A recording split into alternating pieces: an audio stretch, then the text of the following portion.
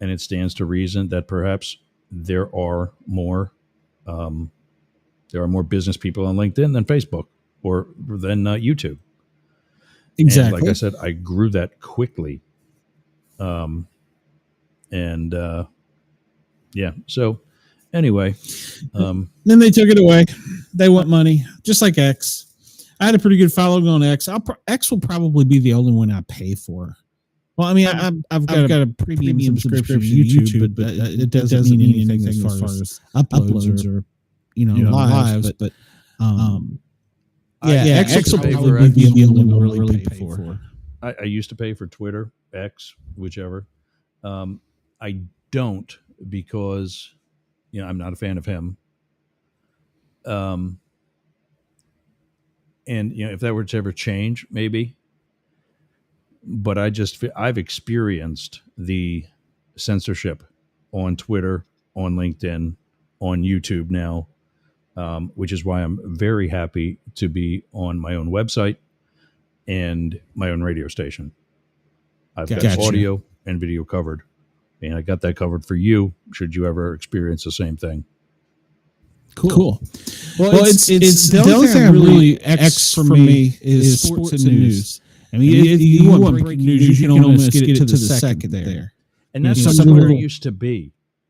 Twitter used to be a press release. Twitter used to be a quick statement and done. Now it's got video, now it's got sound, now it's got this, that, and 5 other things.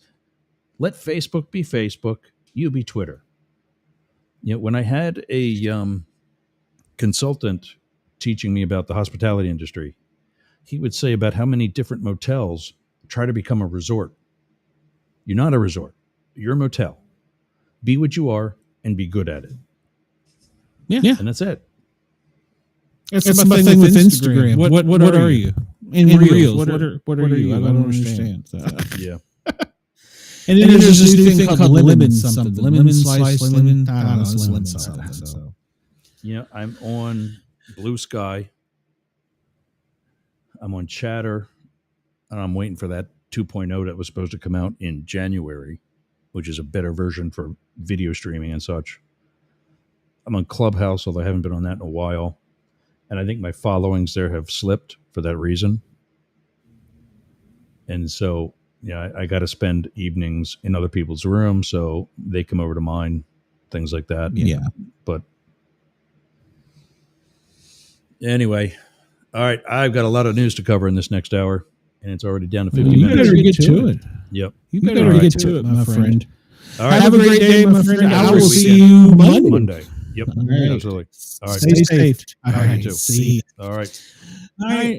All right, everybody at Sportcat Daily Gazette. This is the last thing. All right, gang. I think I'm still here. Are we frozen on?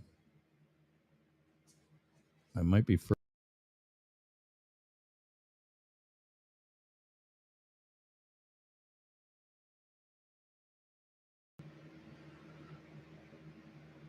We still going? Let's check a stream here before I.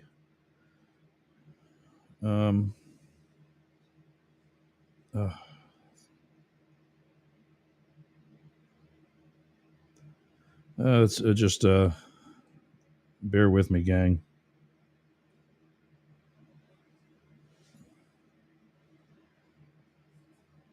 I'm just making sure that things are good before we move forward, and nothing's there.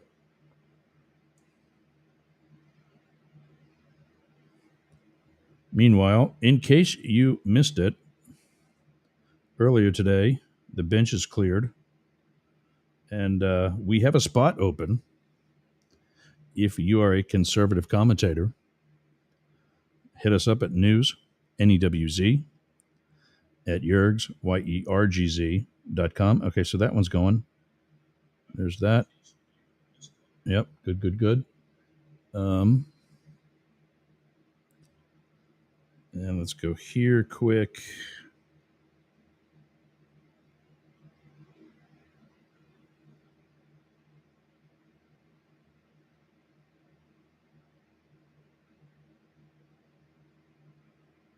What is wrong there?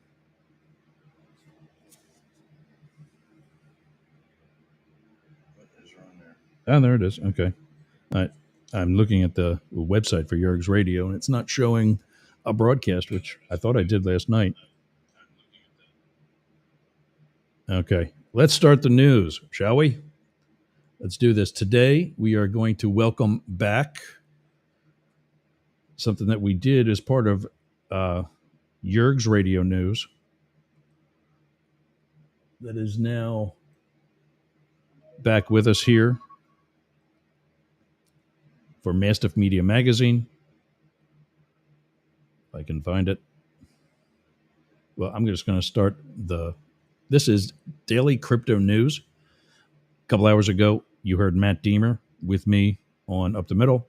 He is the host of Daily Crypto News, and we're happy to have him back. Oddly enough, it's on the day that Blake left. Curious. Here he is. Daily Crypto News, starting off today's Mastiff Media Magazine.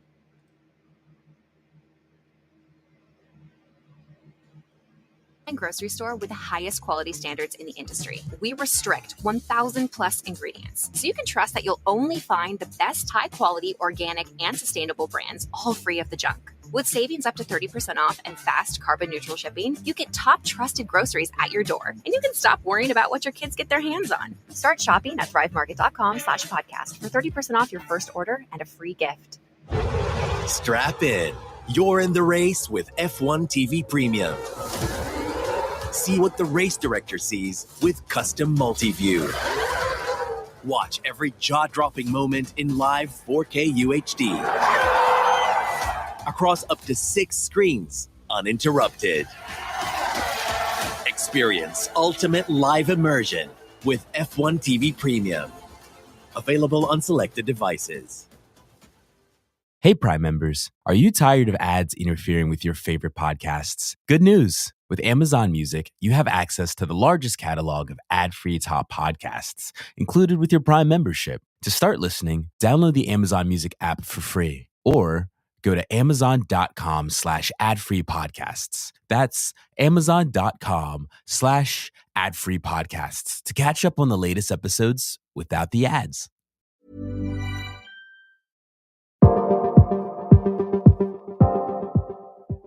Good morning, everybody. It is your Daily Crypto News, and it's Friday, April 4th, 2025. My name is Matt, and I don't know if you noticed, but there's market turmoil because, we started it.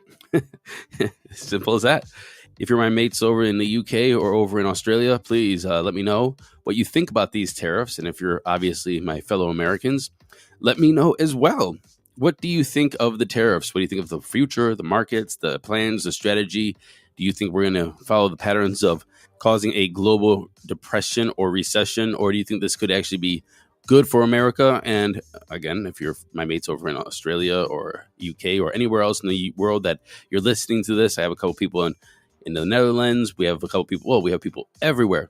Let me know what you think because, this is the beauty of podcasting. We are connected with all kinds of people all over the world. And actually, we've been listened to by almost every country in the world. Let's get into today's news.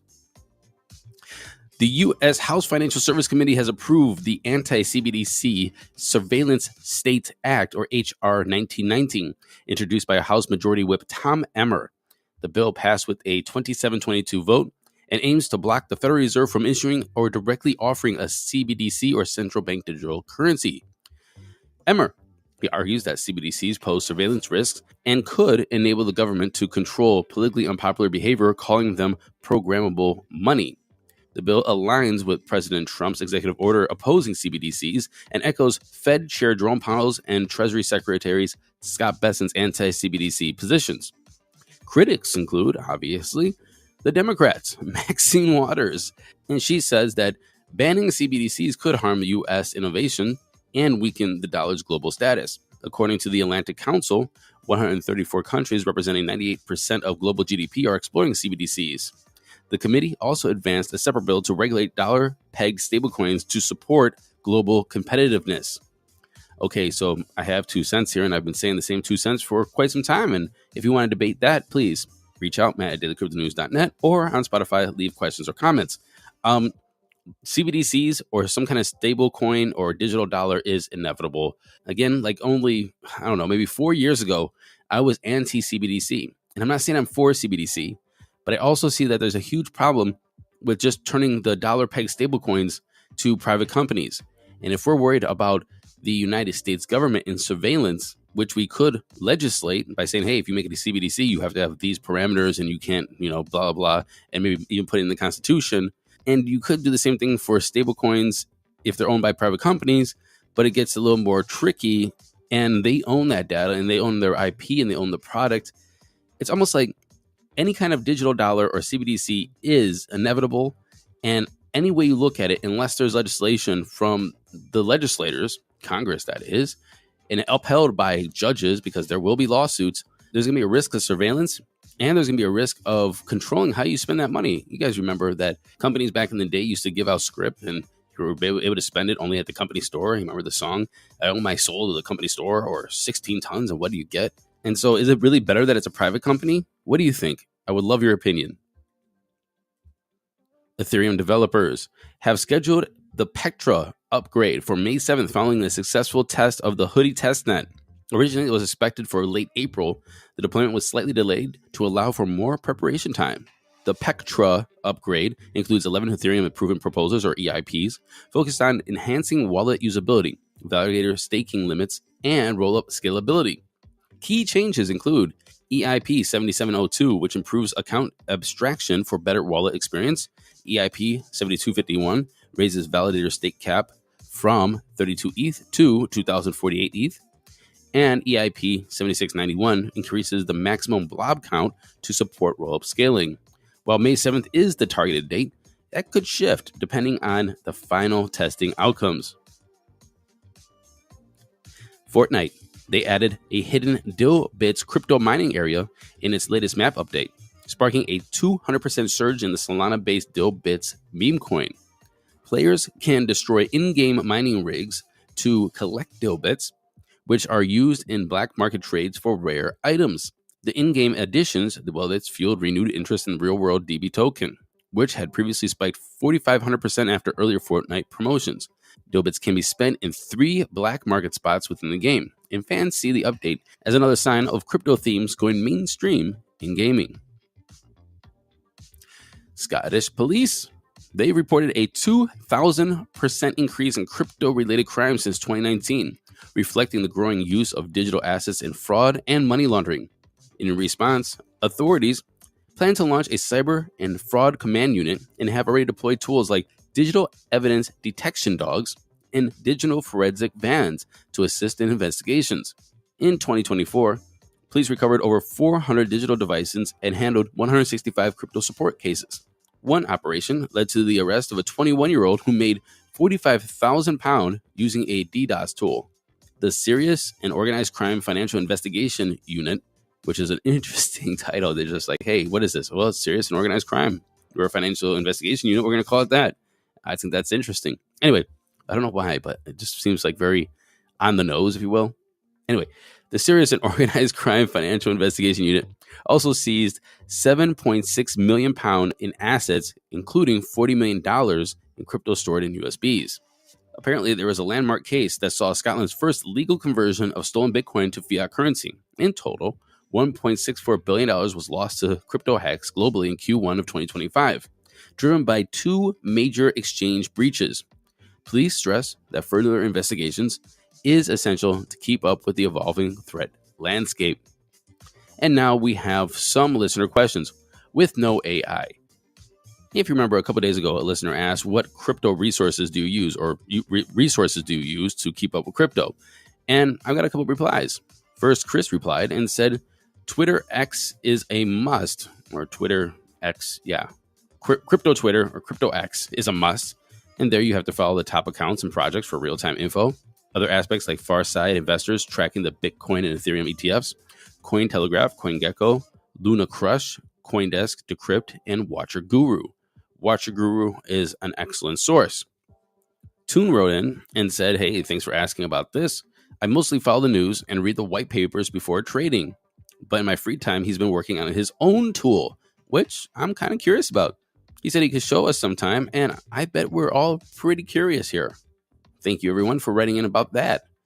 Listener Kieran wrote in and said, call it every other day crypto news, which I thought was funny. Which I do think I want to explain to everybody. I don't need to explain, but I'm going to explain anyway, because I think you should know why I'm traveling so much and why I say I can't record this morning and whatever.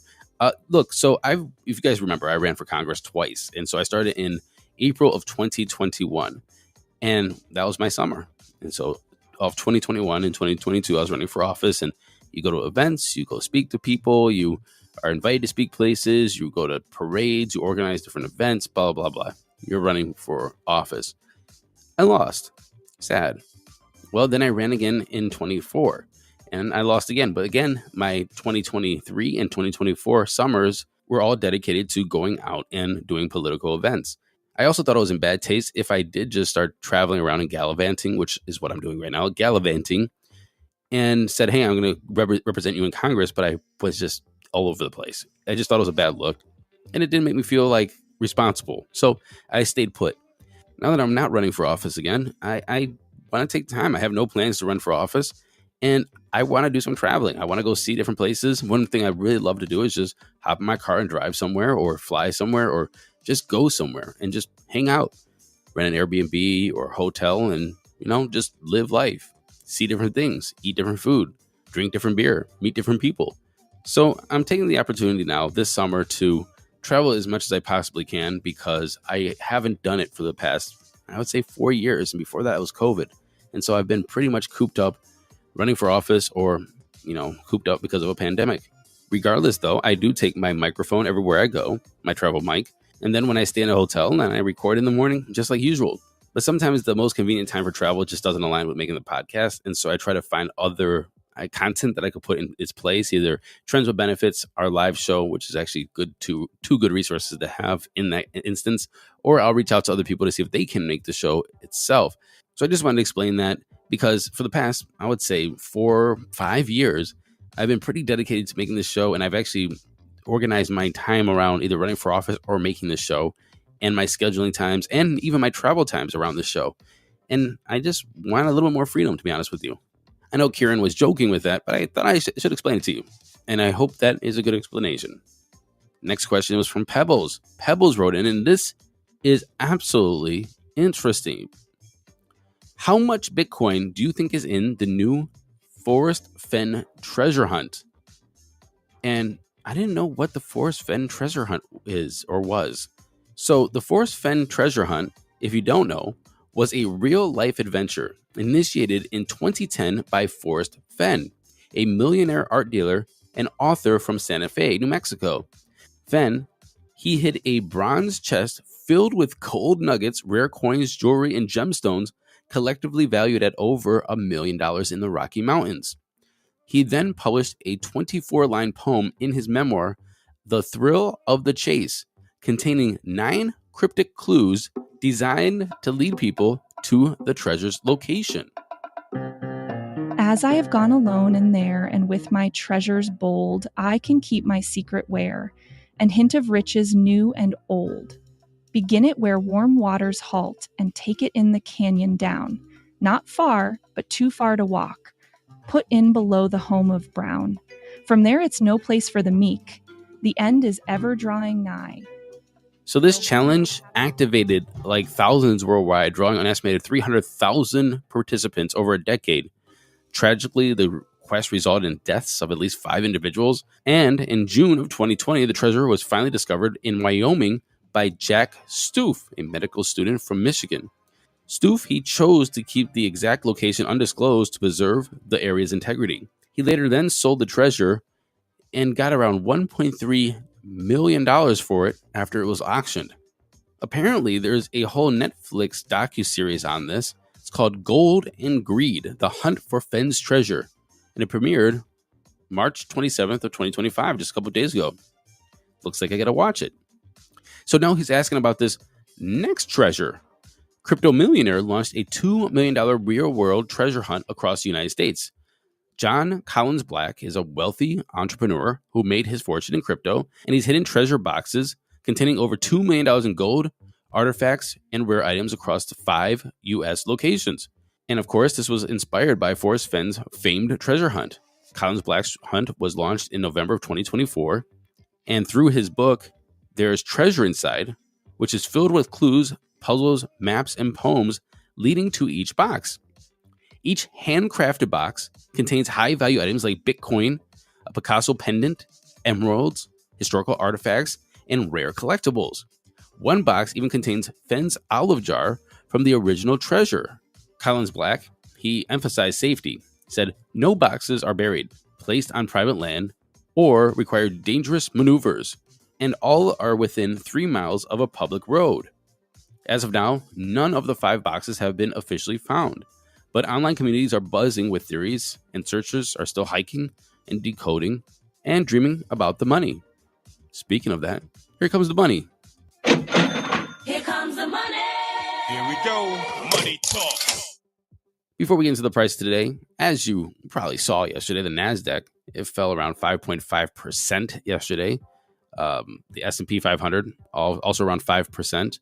It was a bad day, a very, very bad day. U.S. spot Bitcoin ETFs saw around $100 million in net outflows Thursday, reversing its prior $220 million of inflows, and it's all directly related to the tariffs. Yet Bitcoin seemed to hold its own yesterday, and I haven't looked at the price today, so we should probably get into that. It's 9:40 a.m. Eastern Standard Time. We have fear greed sitting at 25. We are fearful. Yet Bitcoin does still seem to be holding its own. It's $82,308, down only about 30 bips. Ethereum is at $1,774, down about 60 bips. Tether's number 3. XRP is number 4 at 204, up 1.7%. BNB is at 588, pretty much even from yesterday. USDC is number 6. Solana is at 114, pretty much even from yesterday, but it's down around 13% in 7. Buying opportunities? Dogecoin is at 16.3 cents, up 3.2%. Tron is up 3.8% at 24 cents. And Cardano is number 10 at 63.2 cents, up about 0.5%. Everything seems to be pretty red or even. Besides HBAR, Hedera is at number 18 spot. It's up around 2%. It's at 16 cents even. And that's about it. The total market cap is sitting at 2.64 trillion, up about 1%. Bitcoin's accounting for 1.63 trillion of that, and Ethereum's 214 billion. And that's our show. Kyle and I will see you over the weekend on our live show. And until then, happy hodling, everyone.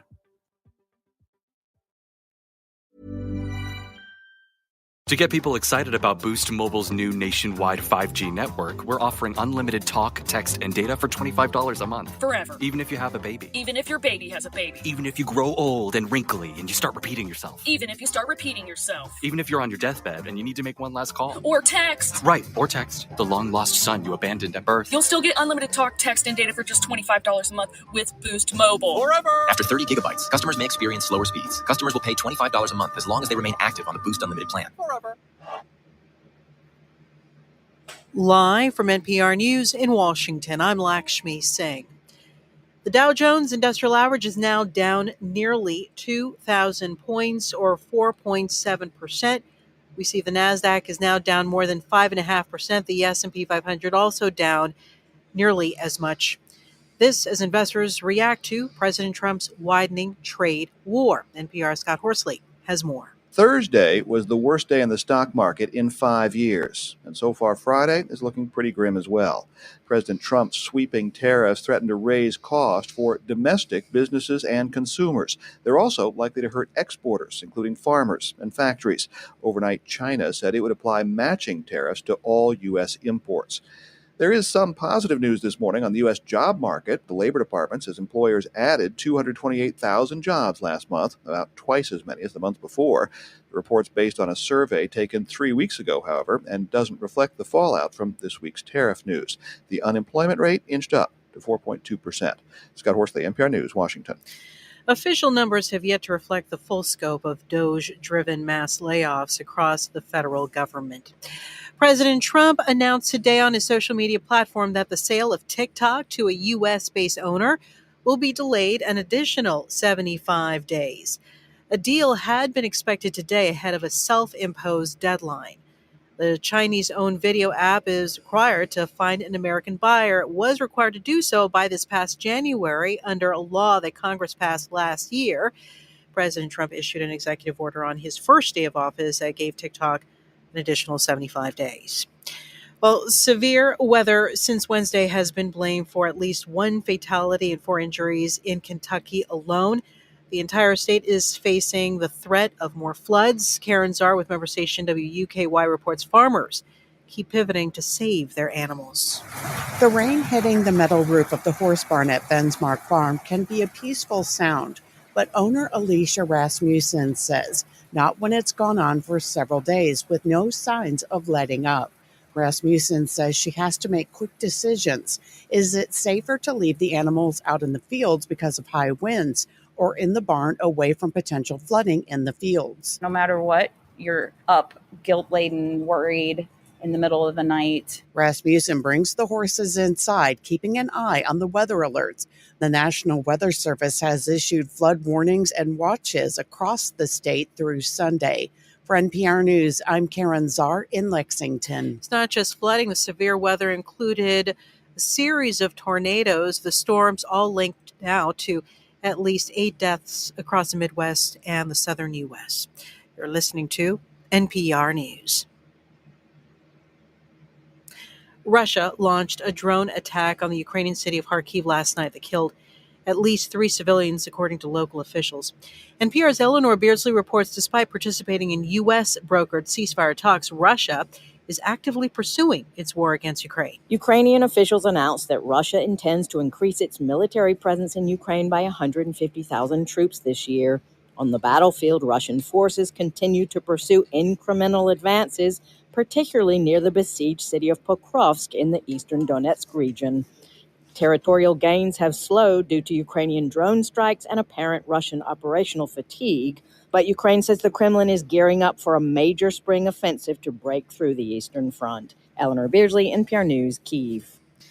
Microsoft is 50 years old. In a YouTube throwback, Bill Gates recalls the early stages of how he and his childhood friend Paul Allen launched the technology pioneer. During my 8th grade year at Lakeside, a teletype terminal was purchased, and it could connect over a phone line to a time-sharing computer that could run basic language programs. Paul Allen and I were the most serious figuring this thing out. Microsoft celebrating 50 years in Redmond, Washington today with an event to play up its AI-powered Copilot chatbot. Features the first public gathering in more than a decade of Gates with his 2 successors, Steve Ballmer and Satya Nadella, the current chief executive. The Dow is down 4.7%, NASDAQ and S&P down more than 5%. It's NPR. This message is brought to you by NPR sponsor Shopify. It's 2025, a new year with new opportunities. The best time to start your new business is right now. Go to shopify.com/NPR, all lowercase, to sign up for a $1 per month trial period today.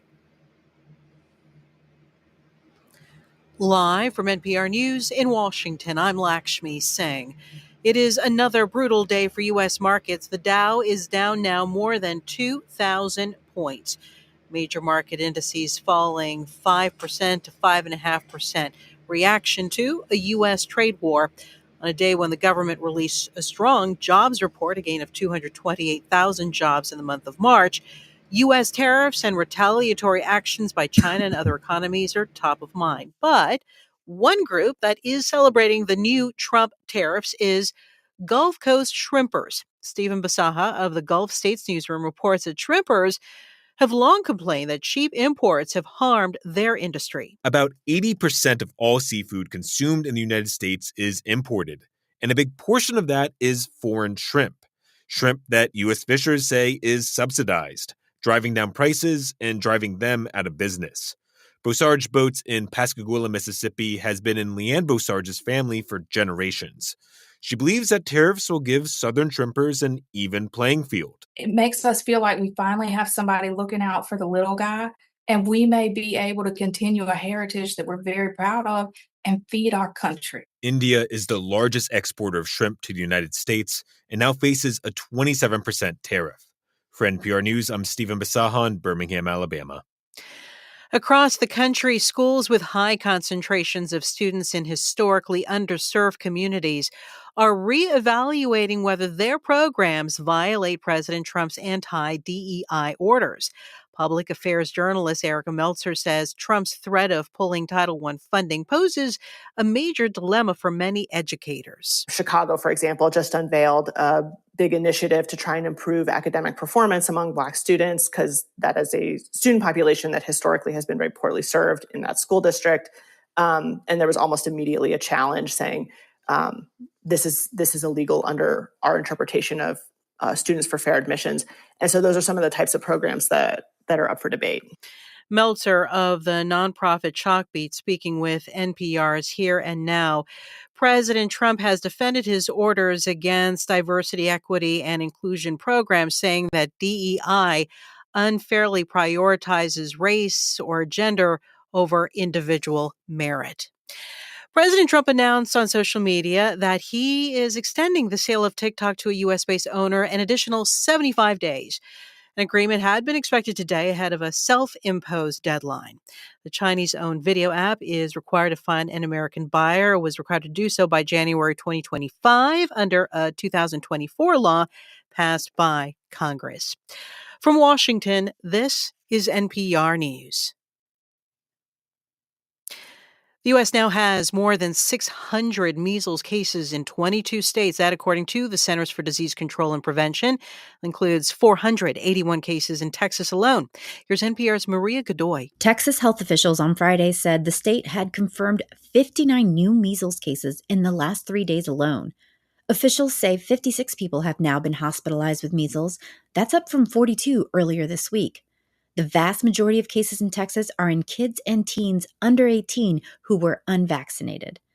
Meanwhile, health officials in New Mexico reported the state now has a total of 54 measles cases. The CDC says there have been 6 measles outbreaks in the U.S. so far this year. The country has now reported more than double the number of measles cases this year as it saw in all of 2024. Measles is one of the most contagious infectious diseases known to mankind. Public health officials say the best defense is vaccination. Maria Godoy, NPR News.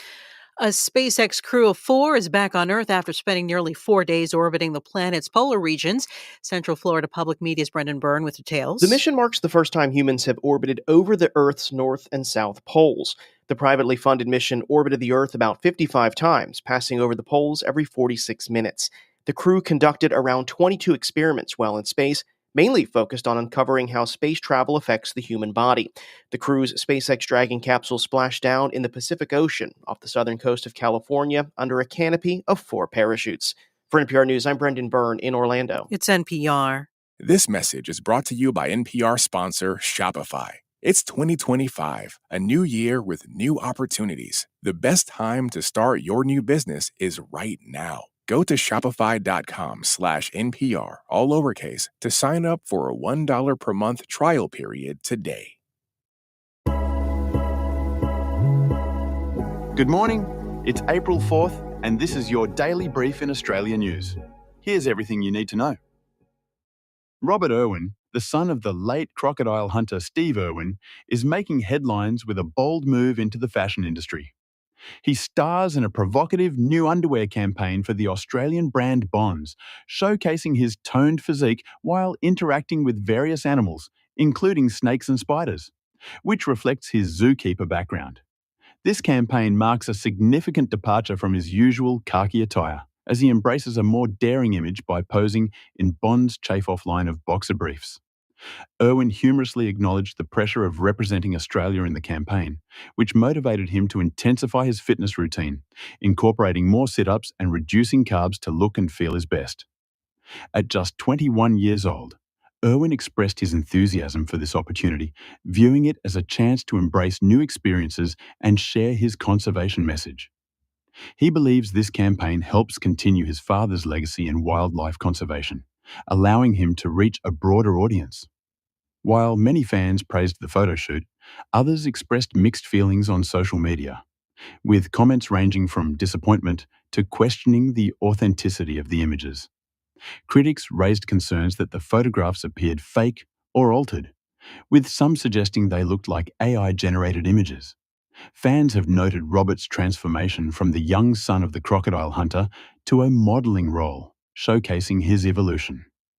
The female portion of the Bonds campaign features Aussie rapper Takai Maidza, who appears modestly covered, contrasting with Robert's daring poses. Overall, Irwin's latest venture has ignited discussions about his brand and its intersection with fashion and wildlife conservation. During an AFL match at the Melbourne Cricket Ground on April 3, 2025, a serious security breach occurred when two men were arrested for bringing loaded firearms into the stadium, which was filled with over 82,000 fans. Fortunately, no injuries were reported during this alarming incident. The individuals arrested include a 21-year-old from Roxburgh Park and a 27-year-old from Broadmeadows. Both were on bail at the time and are facing multiple charges related to firearm possession. Their disruptive behaviour during the game's second half prompted a response from counter-terrorism police, although the case has now been transferred to the crime investigation team. Police discovered the loaded firearms concealed in the men's pants after being alerted to their actions. Despite the MCG's implementation of AI-powered full body scanners intended to detect weapons, it remains unclear how the men managed to bypass these security measures. AFL CEO Andrew Dillon noted that security personnel failed to conduct a proper follow-up search after alerts from the entry screening system, resulting in lifetime bans for the individuals from attending any AFL matches. Melbourne Cricket Club CEO Stuart Fox described the security breach as extremely disappointing and acknowledged failures in the manual screening process. Ron Isco, president of the AFL Fans Association, expressed shock over the incident and called for urgent security upgrades to ensure fan safety at future events. Security expert Tony Loughran highlighted the potential dangers posed by the presence of firearms, emphasising that the situation could have had devastating consequences. In response to the breach, the MCG plans to increase manual security checks, which may lead to delays at future events, while the AFL conducts a comprehensive security review. Prime Minister Anthony Albanese labelled the incident as pretty shocking and expressed hope for severe penalties for the offenders, thanking Victoria Police for their efforts in maintaining safety. Cyndi Lauper has officially launched her Girls Just Want to Have Fun Farewell Tour on April 2nd, 2025 at the iconic Rod Laver Arena in Melbourne, VOIC.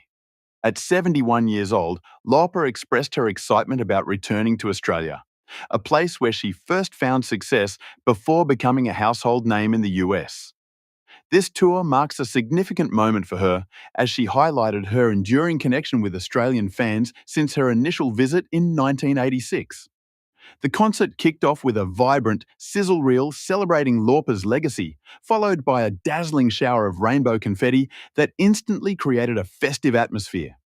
Lauper opened the show with her energetic hit She Bop, engaging the audience with her trademark charm and humour.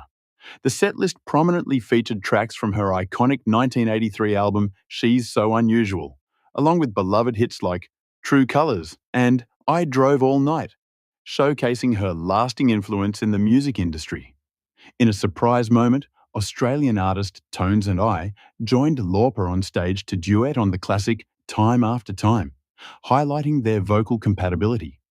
Throughout the concert, Lauper emphasised themes of women's empowerment and civil liberties, reflecting on the historical challenges women faced, such as needing a male signature to open bank accounts.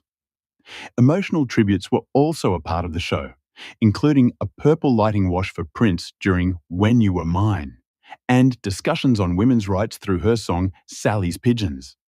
The audience, dressed in colourful outfits, showed their support for Lauper's charity Girls Just Want to Have Fundamental Rights by purchasing themed merchandise. Visually, the performance was striking, featuring elaborate stage designs inspired by renowned artists and a lively atmosphere enhanced by her backing band and guest performers.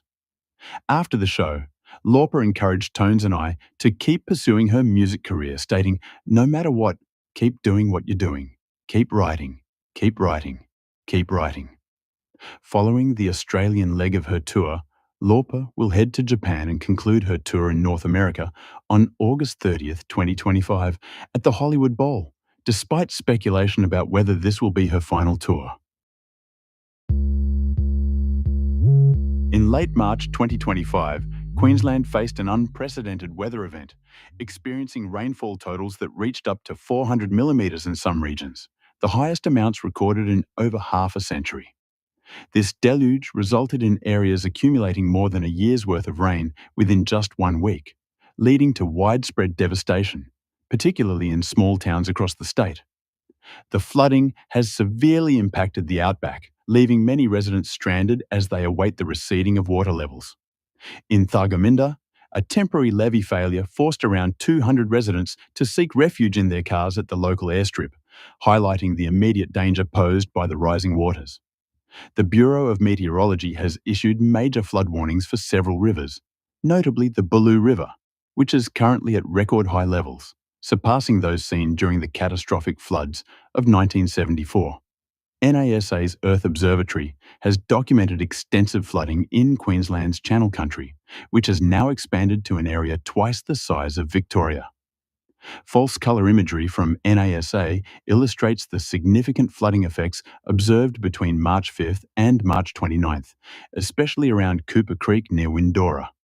Initial estimates suggest that approximately 100,000 livestock are either missing or dead due to the floods, with local farmers still assessing the full extent of the damage. Local farmer Alex Edwards expressed deep concern over the devastation, noting that many fences, dams, and livelihoods have been lost in just a matter of days. Meteorologists are predicting that while additional rainfall is anticipated, the most severe weather patterns are likely to shift east towards the tropics in Queensland. As floodwaters are expected to flow toward Lake Eyre, located approximately 600 kilometres southwest of Windora, recovery efforts are becoming increasingly critical as communities grapple with the ongoing impact of this severe weather. A severe storm is on the horizon for Perth, triggering a weather warning across parts of Western Australia. The Bureau of Meteorology has issued alerts for damaging gales as a tropical low develops off the Kimberley coast. Wind gusts are expected to reach up to 100 kilometres per hour, with average winds between 60 to 70 kilometres per hour forecasted to begin affecting the coast by Friday afternoon. There is also a moderate chance that this weather system could escalate into a tropical cyclone before it makes landfall. The tropical low is anticipated to hit land late Friday or early Saturday, bringing heavy rainfall and damaging winds to areas including Derby, Kalamburu, and Troughton Island. For the northern Kimberley region, heavy rainfall between 100 to 150 millimetres is expected to start Friday morning, raising concerns about flash flooding in coastal areas.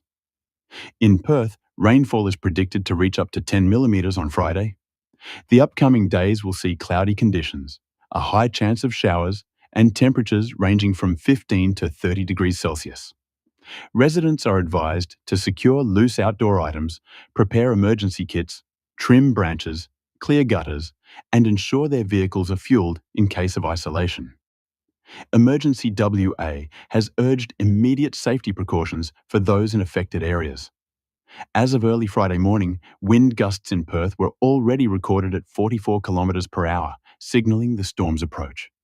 The eastern suburbs, including Armidale, Ellenbrook, Gingin, Harvey, Kalamunda, and Midland, are expected to face the worst impacts. This has been your daily brief in Australian news. To read more about these stories, follow the links in the episode bio. You can also subscribe to these updates via email at www.brief.news. For more daily podcasts about the topics you love, visit brief.news/podcasts.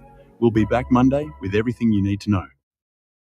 AP News. I'm Ed Donahue. President Trump says he's signing an order to keep TikTok operating in the U.S. for another 75 days. The president has been trying to work out a deal for U.S. ownership of China-based TikTok. The leader of the Federal Reserve says the president's new tariffs will likely take a toll on the economy. Jerome Powell says the tariffs are significantly bigger than expected, and the same's likely true of their economic impacts, which will include higher inflation and slower growth. The Fed chair tells the Society for Advancing Business Editing and Writing while the tariffs are highly likely to at least temporarily boost inflation, the effects could be more persistent. And the Fed's obligation? To make certain that a one-time increase in the price level does not become an ongoing inflation problem. That suggests the Fed will not change its benchmark interest rate in coming months.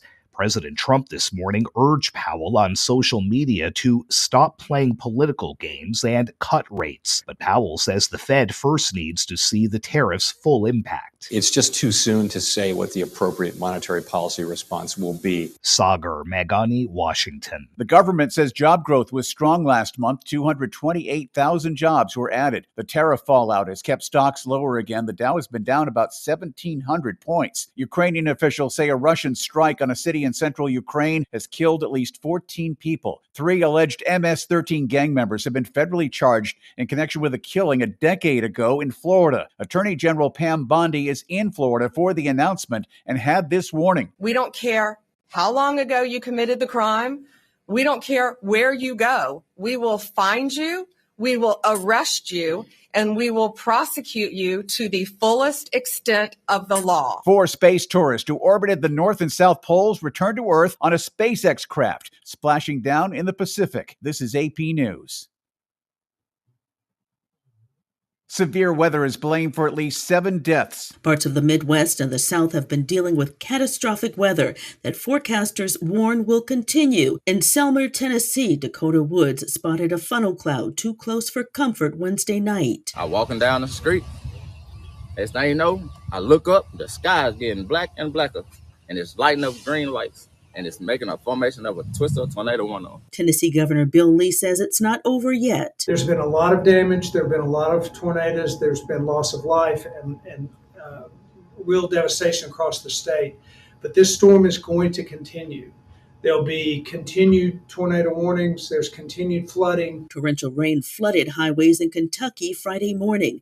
The National Weather Service says more thunderstorms are lined up and headed for Kentucky, Tennessee, and Arkansas. I'm Donna Warder. I'm Ed Donahue, AP News. Home services can sound a lot like...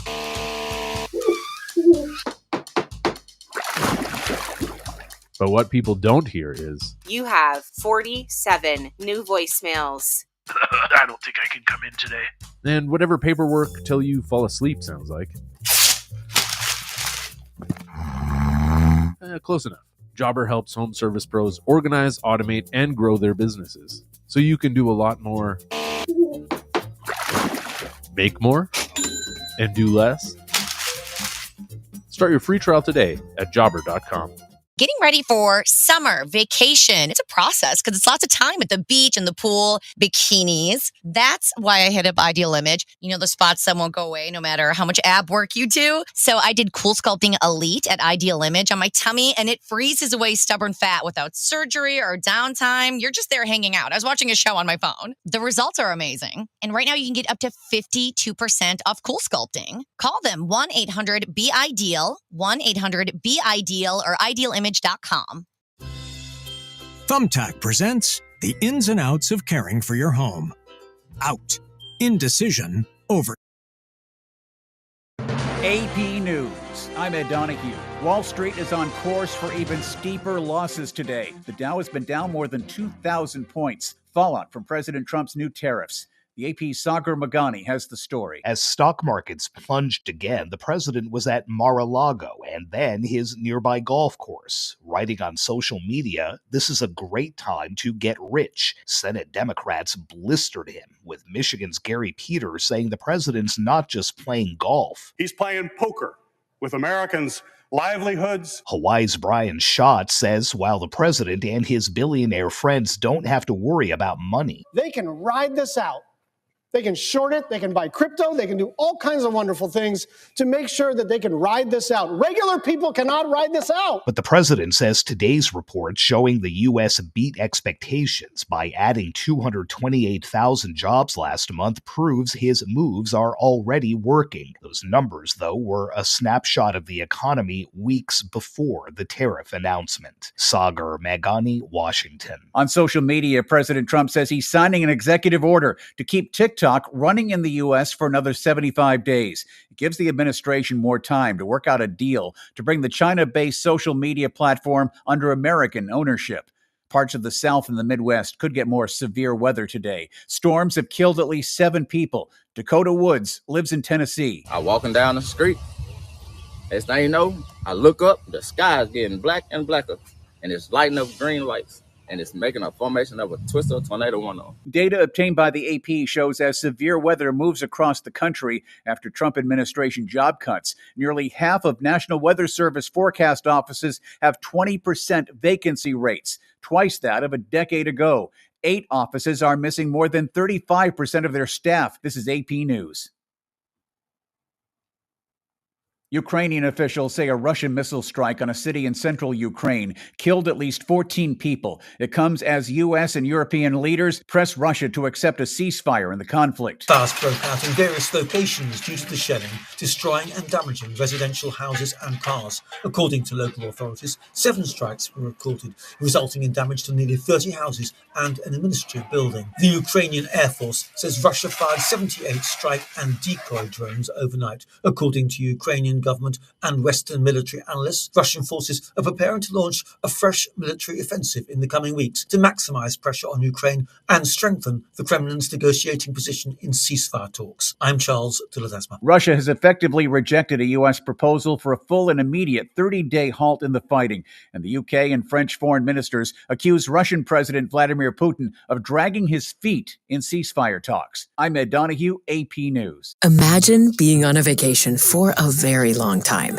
Now imagine saving money nightly while you do it. Sounds pretty good. Like properties for a week or end that vacation. Elf will thank you later. Keep your appetite in check with sizzling hot cheesesteaks fresh off the downright delicious.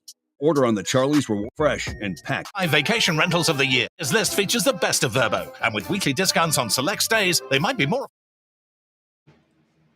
All right, gang. Well, I'm not going to force you to put through an hour or a minute and 13 seconds worth of commercials when they didn't pay me. They paid somebody else. All right, that's it for us today. There's a playlist coming up next on Yerg's Radio and Rainbow Radio. It is replays of Mastiff Media News. We will update it throughout the evening and get an updated playlist ready. And then what is tonight? Friday. So Sportcat no longer has a Friday night show. So I'll see what else I can put on. Maybe a blow up from earlier today.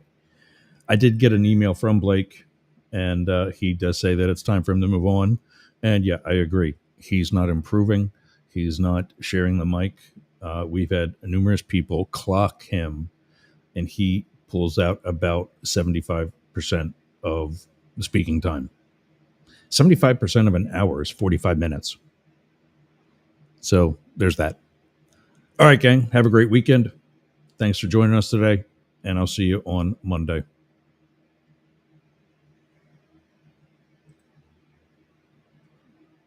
Usually have this queued up. There it is.